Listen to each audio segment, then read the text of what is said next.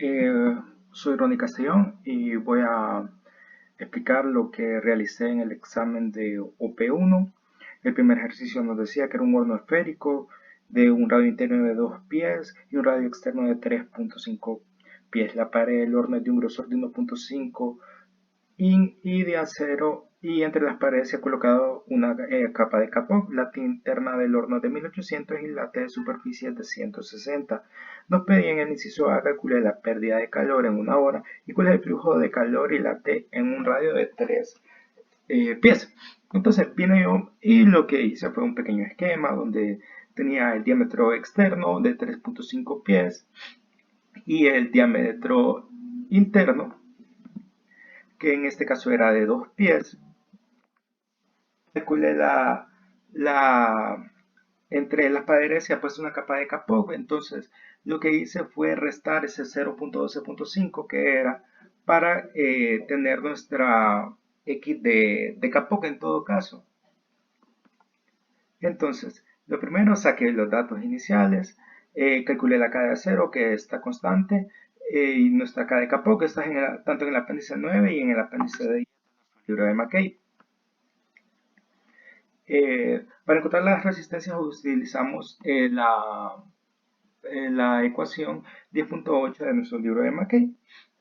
Calculamos nuestro radio logarítmico, que es radio externo menos radio interno entre el logaritmo de este, nos dio un resultado de 2.68 pies, y después sacamos nuestra área logarítmica, que simplemente es, aquí puse 2pi, pero aquí lo corregí porque es 4pi por el radio logarítmico a la 12. Entonces nos da una área logarítmica de 90.26, que es la que vamos a ocupar después. Después la resistencia del acero la calculé con nuestra resistencia logarítmica entre la K de acero. Entonces en eso no nos subimos. Me da un resultado de 0.1031 hora por Fahrenheit entre BTU. Y después sacamos la resistencia de K-pop, que es nuestra X de K-pop, que me dio 1.25 al hacer las restas que están aquí, para ver qué era lo que quedaba de K-pop, que era 3.375 menos 2.125, y era lo que quedaba. Entonces nuestra resistencia quedó de 62.5. A eso lo hicimos, entonces se sumaron para tener la resistencia total y nos dio una resistencia de 62.6031. Después lo que hicimos fue como tenemos esta ecuación que es Q entre área igual a delta T por la suma de las resistencias, con eso obtuvimos nuestro calor de entrada, perdón, nuestra pérdida de calor con esta fórmula mediante, y nos dio un total de 2364.52 BTU por B cuadrado. Se multiplicó por una hora porque nos decía eso, y como ya estaba, no cambió.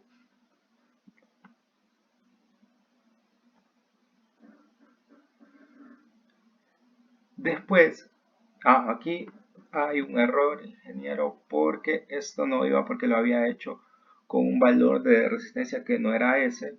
Lo cambié, pero aquí está el valor, este es el valor correcto.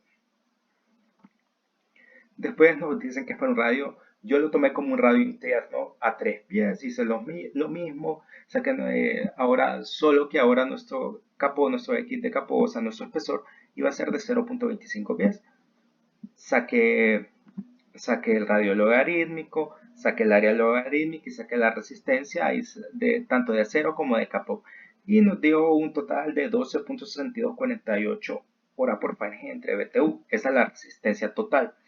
Entonces, ya que son resistencias en paralelo, a pesar de que nuestra área cambia, nuestro calor será el mismo. Entonces, como tomé como QB ahora el Q para el inciso B, Q a nuestro calor del inciso A, y que eran iguales. Entonces, al hacer eso, mediante esta ecuación, saqué nuestro delta T de A. Y con esta ecuación saqué nuestro delta T mediante las resistencias, el calor, la nueva área logarítmica, y con eso nos dio un delta T de menos 223.78. Entonces, ¿qué cambiaba? Que al expandir ¿cómo se llama? El interior, el diámetro interno del tubo, o de este caso del horno, la temperatura realmente reducía bastante y me dio una temperatura de 385,78 grados Fahrenheit. Ahora vamos al inciso 2, ¿qué era lo que nos decía el inciso 2? El inciso 2 dice que se debe calentar agua de 20 a 58 en tubos concéntricos a una velocidad de 1,2 kilogramos por segundo. El agua fluye en el interior de un tubo con vapor condensado en el exterior con un HO de 11 kilowatts metro cuadrado por grado centígrado. ¿Cuál es la longitud del intercambiador de calor más corto para llevar el agua a la T deseada? Entonces hicimos un esquema. Aquí pasa de 20 a 58 en el intercambiador y tenemos una T de vapor. Se asumió una temperatura de vapor de 105, que es la que estaría en todo este eje de aquí. Y se sacó la densidad, el coeficiente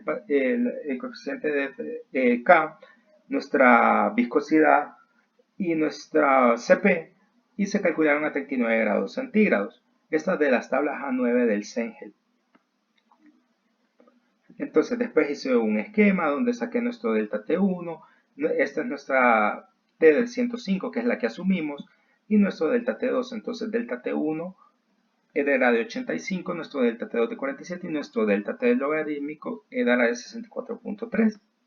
Calculamos un número de Reynolds, lo dejamos expresado en forma del diámetro porque no lo tenemos. El calor es igual a U por A por el delta del T logarítmico, pero también lo podemos sacar por MCP delta T. Y con eso lo sacamos. Nos dio un valor de 190,61 kilowatts. Y teníamos que, para encontrar U, era Q entre delta T, entre área por delta TL. Y como teníamos esto, tenemos pi, y esta solo la dejamos expresar. Ya que esta estaba en kilowatt, esto queda en watts y queda 941 delta L, que son valores que no tenemos si necesitamos. Este es nuestro Nusselt, y sabemos que el Nusselt por 0,023 por el número de Reynolds y el número de Prandtl a la 1,3 por la corrección. En este caso le hicimos igual a 1 porque como es agua, no necesita una corrección fuerte porque no son elementos muy viscosos. Entonces, ya con el Prandtl lo sacamos con el CP, la viscosidad dinámica y K. Entonces lo multiplicamos y tuvimos este número de Prandtl. Ya después hicimos seguimos y aquí es esta misma ecuación de acá del número de Nusselt, solo mediante ir simplificando valores. Igual nuestro U, simplificamos valores, pero como nuestro U ya lo teníamos, aquí esto lo utilizamos para encontrar nuestro L, que nuestro L iba a salir de esta ecuación. Y nuestro número de Nusselt, esto era para encontrar nuestro HI, que esta es toda la ecuación que iba aquí. Por eso desde todo esto se fue simplificando. Y aquí teníamos nuestro HI y esto era lo último para la corrección, que fue lo último que llegamos. Con eso termino lo que realicé durante este examen. Doctor, buenas tardes.